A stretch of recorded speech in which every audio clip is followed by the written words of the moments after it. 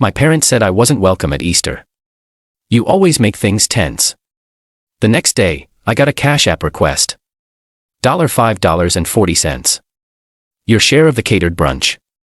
I sent back $5.40 with a note. Didn't break bread. Not breaking bank. Then I canceled their Instacart, locked the shared Prime account, and requested a refund on every order shipped to their zip code. 2 days later, my mom sent, "We can't even get eggs." What did you do? I found out I wasn't invited to Easter dinner through a Facebook post. It was a photo of my mom's dining room, the same room where we used to cram a folding table next to the real one so the kids could sit too, even though most of us had bills and mortgages by now. The table was decked out like something from a magazine: glazed ham, deviled eggs with little paprika designs, those pastel napkins she irons every year. The caption said, "Family is everything." It took me a few seconds to register what I was looking at. Not because it wasn't beautiful, it was, but because I hadn't even been invited. I kept scrolling, half thinking maybe I missed a message or email. But there was nothing. Just the photo and all the comments from family. "So beautiful, Lynn. Looks amazing. So glad we could all be together." I texted my sister. "Just a quick, you at Mom's today?" She replied almost immediately. "Yeah, everyone's here." Why? That why was the part that hit me.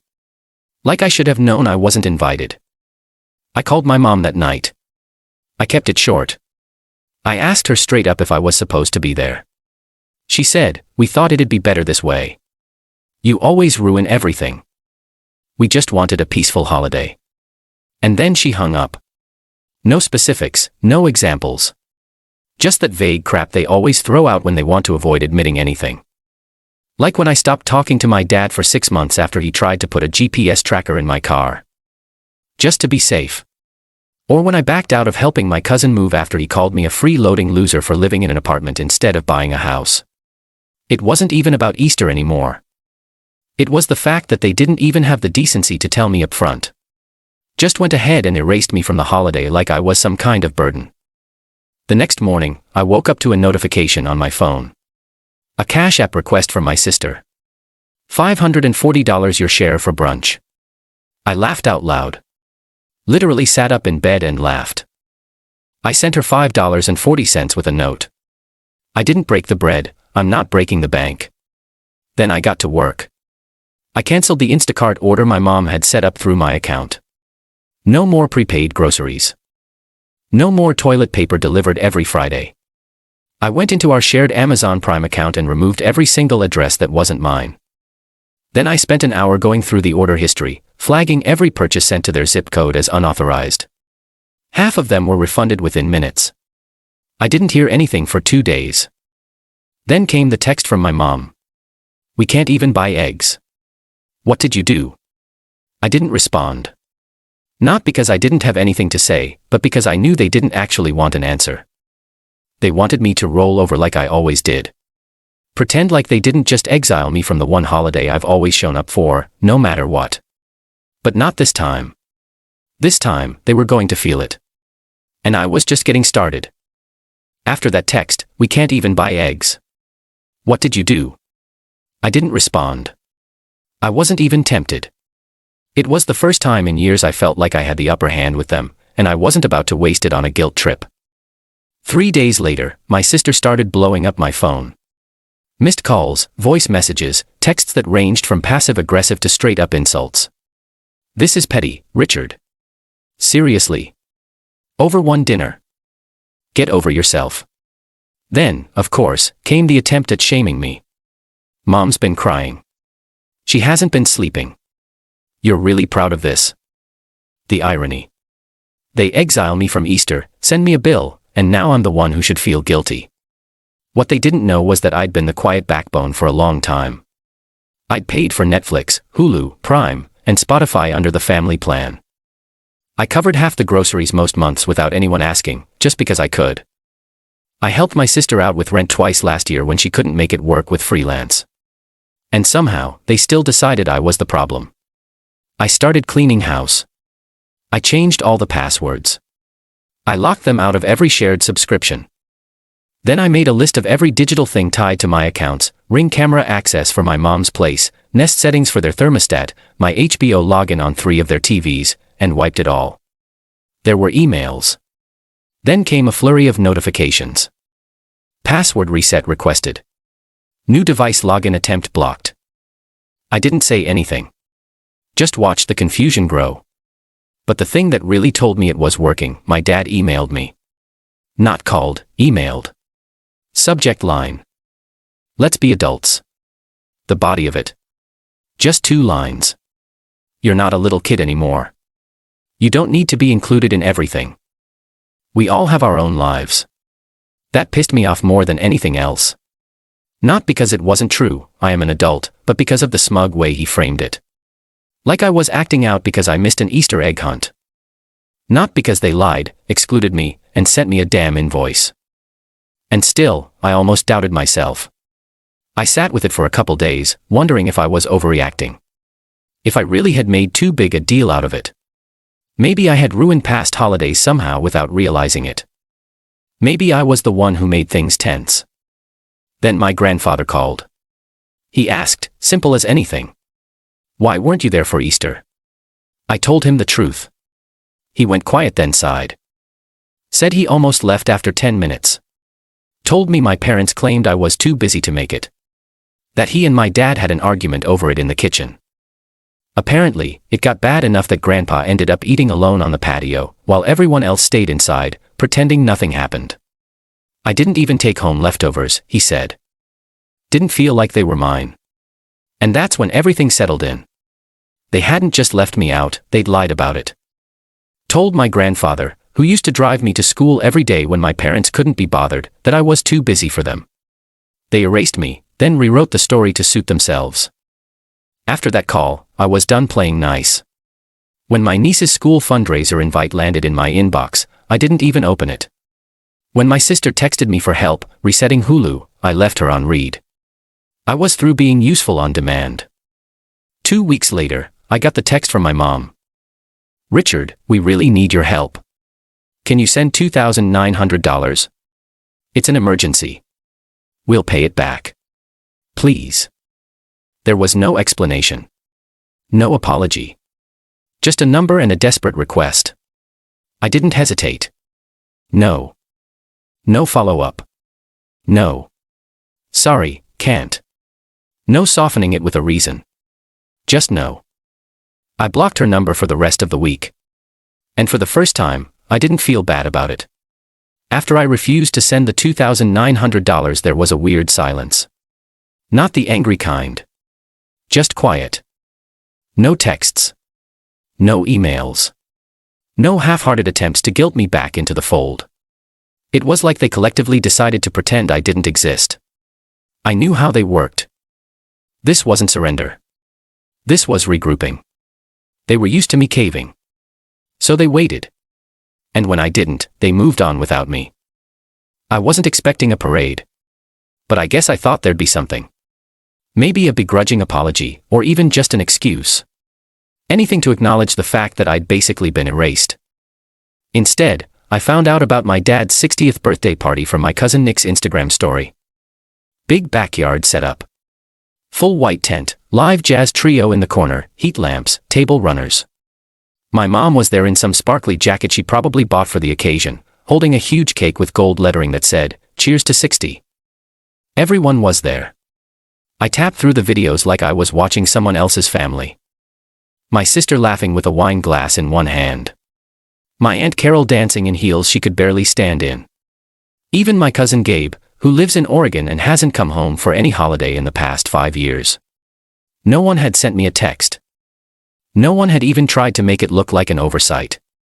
They just excluded me, again, like it was the most natural thing in the world. I didn't get mad right away.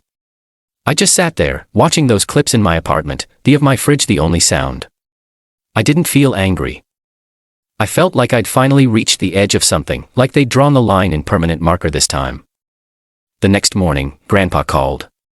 He doesn't do pleasantries when he's upset. He jumped straight in. He said, "You know I left that party early, right?" I didn't. He told me he'd asked my dad where I was. And my dad, apparently without blinking, said I didn't feel like coming. No pause. No acknowledgement of the history. Just that flat lie. And Grandpa, God bless that man, didn't let it slide. He said he called my dad a liar. Loud enough that people stopped eating, he said. Don't pretend he wasn't invited. You think I don't know what you're doing? He told me. The room got quiet, and no one said anything. Not my mom. Not my sister. Not the cousins. Nobody defended me. They just stood there and let Grandpa yell, then awkwardly moved on. He said he left right after. Didn't even wait for them to cut the cake. I didn't know what to say to that. I just sat there holding my phone, listening to the 76-year-old man apologize for the rest of our family. Then he said something I'll never forget. You weren't the problem, Richard. You were just the one they got used to using. And they don't like that you stopped being useful. It hit me harder than anything else had. Because deep down, I'd wondered the same thing. Not just recently. 4 years. Had I really been that hard to be around? Was I the one ruining holidays? Or was I just the only one who didn't play along when things got fake? And still, after Grandpa's call, I kept waiting for someone to reach out. Just one person to break ranks and say, hey, this isn't right. But nobody did. Not a text. Not a missed call. Nothing. I wasn't even sure what hurt more, that I was excluded, or that nobody seemed to care that I noticed. I kept waiting for the backlash after Grandpa left the party early and called my dad a liar. I mean, someone had to say something. He didn't just walk out quietly. He told them off. Loudly. In front of everyone. I figured someone would reach out, maybe to apologize, maybe to save face. Instead, total silence. Not a single call. Not one text. No passive-aggressive memes from Sarah. No. Are you okay? From Nick. Nothing. It was like they'd all taken some family-wide vow of denial. Like if they didn't speak my name, I wouldn't exist. I'd always thought our family was dysfunctional in a typical way. Little lies, unspoken grudges, the usual mix of guilt and obligation. But this was something else. They were rewriting history in real time. Deleting me out of the narrative and locking the door behind them. I didn't expect to be missed. But I didn't expect to be erased. A week after the party, Sarah finally broke the silence. She sent one text. Just one. Let's not drag Grandpa into this. He's old. He doesn't get it. That actually made me laugh. Like the 76-year-old man who'd sat through every holiday dinner and bailed them out financially more than once didn't. Get it? I replied. He gets it better than anyone. No answer. 3 days later, I got a voicemail from my dad. He never calls. Ever. The man will text me full paragraphs before he dials a number. He said, I heard what your grandfather said at the party. I think we all need to cool off. You're still part of the family. But maybe this distance is good for now. Sometimes people just need space. Space. From what? Being treated like I didn't exist. Getting billed for brunch I wasn't invited to. I didn't respond. Instead, I started cleaning house for real. I didn't just delete their access to stuff. I started tracking what I'd paid for over the past 2 years. I opened my bank statements, receipts, digital invoices. Turns out, between groceries, streaming, gifts, and utilities, I'd spent over $12,000 on that family since 2023. 12 grand to be treated like an afterthought. The part that really got me though, I found a Venmo from last year, $100 to Sarah.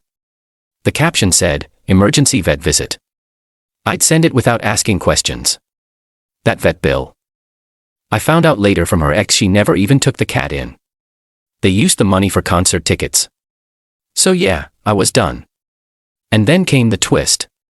I was at work, getting through emails, when I got a call from an unknown number. I don't usually answer those, but something told me to pick up. It was Grandpa. From a different phone. He sounded pissed. Apparently, my dad had shown up at his house that morning. Not to apologize, not to talk, but to warn him to stop stirring things up. Said I was manipulating the family and that Grandpa needed to stop defending me. Grandpa told him to leave. And here's where it got weird. He said, "Your dad's trying to push me into an assisted living place. Said I'm not safe on my own anymore." This after one disagreement. I froze. That wasn't just a petty argument. That was retaliation. "Don't worry," Grandpa said. "I'm not going anywhere. I've already called my lawyer."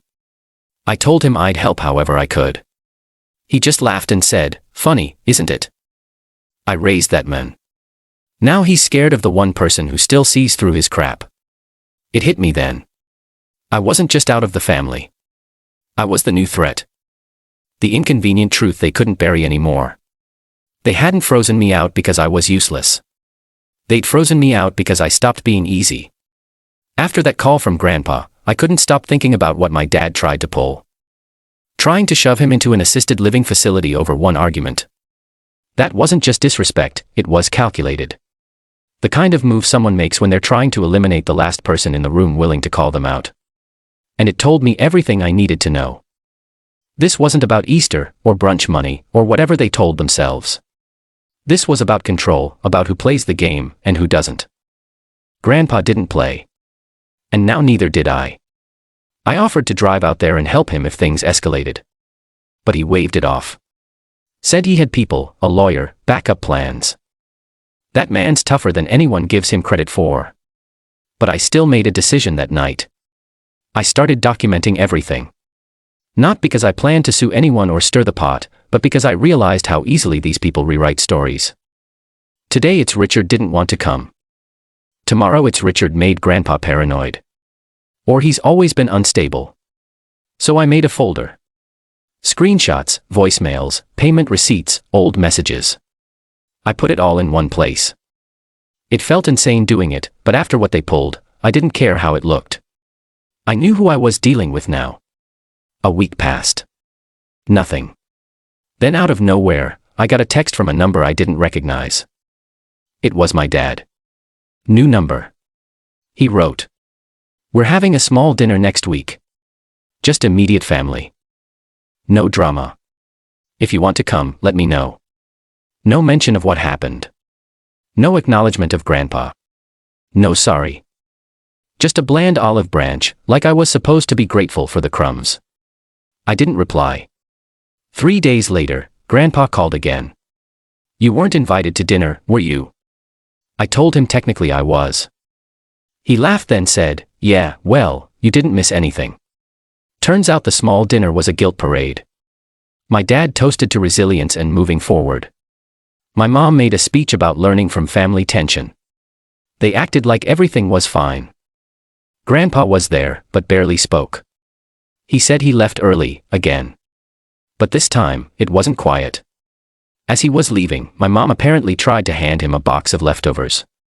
He refused. Then he looked around the room and said, "You're all fine pretending, but don't expect Richard to crawl back just because you missed having someone to dump on." Dead silence. He walked out. I couldn't believe it. I asked him what happened after. He said, "Nothing. They didn't chase me. They just sat there and let me go." That's when I realized they weren't confused about what they were doing. They weren't trying to fix anything. They just accepted life without me, so long as it was on their terms. But what they hadn't accepted yet was that I was okay with that too. 2 weeks after that dinner, I got another message. This time, it was from Sarah. "Hey. I know things have been weird. But Mom and Dad need help. It's serious this time. Can we talk?" I didn't answer right away. I left it sitting there for 2 hours, rereading it like maybe the wording would change. But it didn't. Just vague enough to bait concern, just polite enough to avoid admitting anything real. So I finally replied. "Depends what help means." She sent me a wall of text. Their car broke down. Their insurance didn't cover what they thought. Their savings were lower than expected. And worst of all, my dad lost the freelance contract that had been paying the mortgage. They were behind. Way behind. They needed $2,900, the exact number they'd asked for the first time.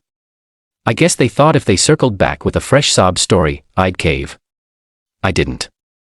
I texted one word. No. There was a pause, 10 minutes maybe. Then she sent another message. You're really going to let your own parents struggle? And right there, I saw the game again. It wasn't about whether they deserved help. It was about whether I'd feel bad enough to give it anyway. I didn't answer. I blocked the number. Then a week later, I got a message from someone I hadn't heard from in over a year, my cousin Gabe. He said, "Hey, just wanted to say I get it. You've been right. A lot of us just didn't want to get involved." I stared at that for a long time. I wanted to believe it meant something. That maybe someone else saw what I saw. But then he added, "Still, family's family, right?" And that ruined it. That line, family's family. Like blood means you get to be awful and still expect a seat at the table. Like history entitles you to forgiveness. I didn't reply. A few days later was my dad's actual birthday, his real one, not the backyard show for Instagram. My mom threw another party. Smaller, just close family. I wasn't invited again, obviously. But this time, Grandpa didn't just leave early. He made sure to be heard.